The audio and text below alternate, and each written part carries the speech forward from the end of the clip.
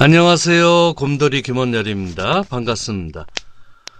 오늘은 바로 김원열, 곰돌이 김원열, 민중 김원열에 대해서 이야기하고자 합니다. 여러분 보시면 지난번 소개했던 김원열 박사 진보를 말하다, 여기에는 보통 이제 저자 소개라든가 이런 게 상당히 간략하게 여기처럼 책의 날개처럼 되어 있는데요. 실제 내용을 보면 다른 어떤 저서보다 상당히 자세하게 저자 소개가 되어 있습니다. 그러니까 4쪽에 걸쳐서 저자 소개가 되어 있는데요. 여기에는 객관적인 내용이 서술되어 있고 삶의 생생한 이야기가 담겨 있지는 않습니다. 그래서 여러분들께 바로 제가 태어났을 때서부터 이야기를 시작하고자 합니다. 예, 모든 탭을 닫고요. 여기서 예, 보시면 제가 태어나서 100일째 되던 날 바로 사진입니다. 여기 보시다시피 아주 우량아로 태어났죠. 제 의지를 가지고서 태어난 거는 아니죠. 부모님의 사랑으로 태어났고, 특히 어머니가 우량아를 낳느냐고 고생이 심하셨으리라고 생각을 합니다. 제가 태어나기 전에 어머니께서 태몽을 꾸셨는데요. 거대한 고목에 그 꽃들이 피어 있는데 그것이 바로 목단, 모란꽃이 피어 있는데요. 예, 독특하죠? 보통 이제 꽃이 피고 그러면은 여자라 그러는데 제가 남자로 이렇게 태어났고, 무엇보다도 정서적으로 집안 분위기가 그 사랑으로 충만되어 있어서 제가 그 풍성한 그 감성을 지니게 됐습니다. 그리고 가정 환경이 비교적 어린아이라도 이제 의견을 존중해 주시고, 그 다음에 또 분위기가 이제 그 학문적 분위기죠. 지적인 분위기도 있고 그래서 상당히 그 좋은 환경에서 자랐습니다. 자, 여기 가족을 좀 소개를 하면요. 여기 지금 안겨 있는 제가 있고, 김원열. 그 다음에 여기 그 선친. 예. 제가 본관이 경주인데요. 선친은 성자, 구자입니다. 어머니는 본관이 풍양이고, 조향기 여사죠. 현재 바로 살아계십니다. 여기는 세상을 떠난 자보 김정열, 몇 년 전에 세상을 떠났는데요. 이렇게 가족이 그 화가입니다. 이렇게 가족이 굉장히 그 단란하고, 예, 실제로 주변 분들 같은 경우도 굉장히 그 사랑해주고, 이게 그 원래 예전엔 우량아라 그러면은 그냥 저마다 지나가다가도 아유 그냥 그 잘생겼다서부터 해서 그 사랑스러워해줘가지고 굉장히 좋은 환경에서 자랐다고 볼 수 있죠. 여기 보시면 바로 여름 야유회 때 사진이죠. 예, 이어져 있는 1965년도의 사진입니다. 그리고 가을에 이렇게 그 또 소풍을 나온 사진인데요. 몇 가족이 소풍을 나왔죠. 여기에 보시면 바로 제가 있고 선친 계시고 어머니 그 조향기 여사 계십니다. 예, 저를 보니까 숱이 많이 자랐네요. 그 다음에 여기 그 친형인 바로 김정열, 예, 어렸을 때 사진입니다. 자, 여러분, 이렇게 개인의 지나온 과정, 특히 이제 태어났을 때 그 시대적 배경을 이해할 필요가 있습니다. 1965년은 세계적으로 보면 자본주의가 상당히 그 이제 쇠퇴기에 기울 때인데요. 자본주의의 여러 가지 문제들이 드러날 때입니다. 우리는 1965년에 한일협정이라는 걸 맺는데요. 많은 국민들이 반대를 했습니다. 그 친일의 역사, 과거의 사를 은폐하려고 하는 그런 협정에 대해서 반대를 했는데, 사실은 1945년 해방이 우리가 과거를 청산할 수 있는 좋은 기회였는데 그 기회를 놓치고 말았죠. 그래서 반민족 행위자들이 바로 처벌받지 않고 득세하게 된 겁니다. 그 가운데 1960년 독재를 몰아낸 4.19 혁명, 그 새로운 세상을 만들고자 하는 열망을 군합발로 질밟은 것이 박정희, 일제강점기 때는 다카키 마사오가 바로 이제 그 군사반란을 일으킨 거죠.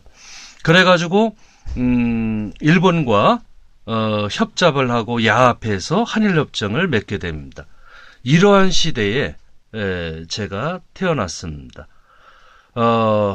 이렇게 곰돌이 김원열이 태어난 그 시기, 그 다음에 그 부모님들 이야기, 그리고 시대 상황까지 짧게 말씀드렸습니다.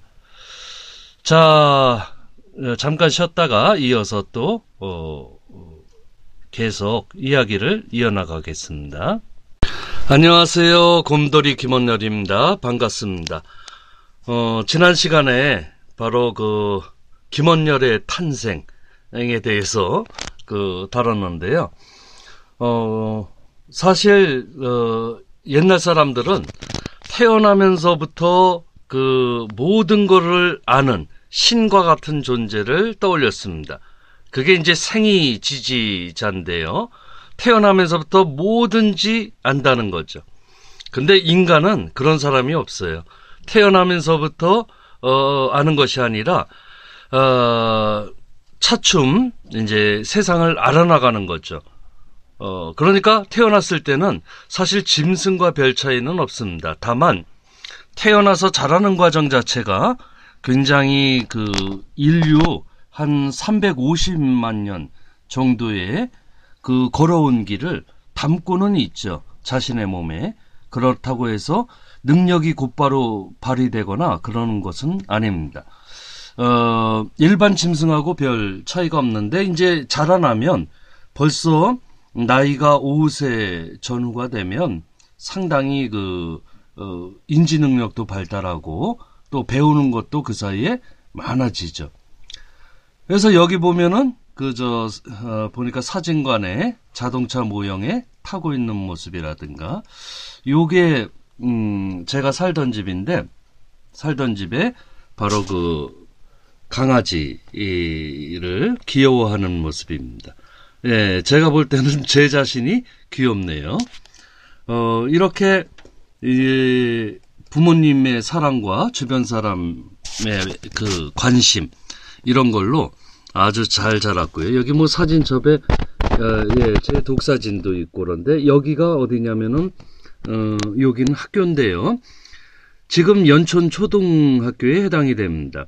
국민학교라는 게 이제 일제시대의 유산이니까 그거를 청산하고 국민학교를 초등학교로 지금은 바꿨죠.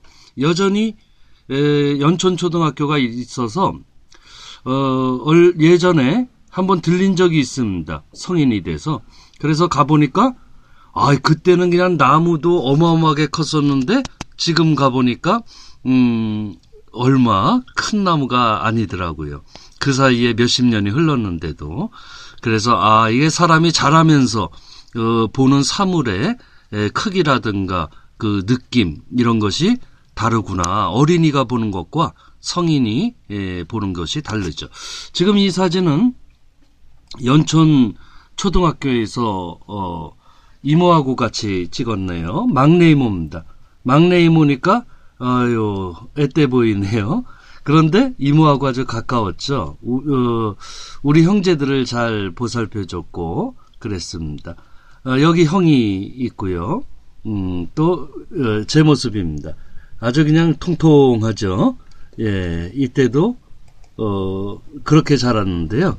여기 보시면 운동장에 마음껏 뛰는 모습이라든가 이런 모습들이, 학교 옆이 바로 집이었기 때문에 학교를 자주 놀러 왔어요. 형이 특히나 학교를 다니고 그래서 이때는 제가 학교 다니기 전인데 그래서 뭐 이모하고 막내 이모하고 어머니 그다음 또 형 이렇게 있네요.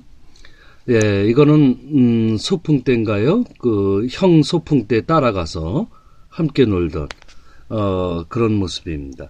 여기에 보면은 바로 이 1960년대 후반이라고 하는 것은요, 박정희가 바로 장기 집권을 넘어서 영구 집권을 추구하던 그런 때입니다. 그래서 1968년에 국민교육헌장이라고 일제 때 그 교육 취거를 거의 본뜬 건데요. 그것을 모든 학생들에게 암기하게 하던 때죠. 저는 초등학교 들어가기 전이라서 이때가 바로 국민교육 현장을 곧바로 암기한 게 아니라 학교 들어가고 나서 암기를 했죠. 그렇게 하고서 1972년에 바로 유신이라고 하는 영구 집권 헌법이죠. 예, 그것을 만들었습니다. 이런 시대를 살면서 교육이라든가 이런 것 자체를 국민교육이라는 거를 당시 국민학교 하에서 받았던 것입니다. 요때 당시에 이제 독특한 거는 형이 선친으로부터 한자 한문을 배우러 할 때 제가 어깨너머로 시키지도 않았는데 이제 공부하고 했던 그런 과정이 있었습니다. 자, 여러분들의 어린 시절은 어떤가요? 그러니까 제가 생각할 때는 사람이 태어났을 때는 선악의 문제라든가 이런 것 자체를 본성적으로 규정하기가 참 어렵습니다. 이제 자라면서 어떤 교육을 받고 어떤 환경에서 자라느냐에 따라서 이제 선악의 어떤 가치관이라든가 이런 게 형성되고 그렇다고 생각을 합니다. 그래서 사람이 어떤 교육을 받느냐에 따라서 달라질 수 있는 거죠. 이렇게 이제 초등학교 이전까지 제가 자라온 과정을 소개했습니다. 예, 잠깐 쉬었다가 또 이어서 하도록 하죠.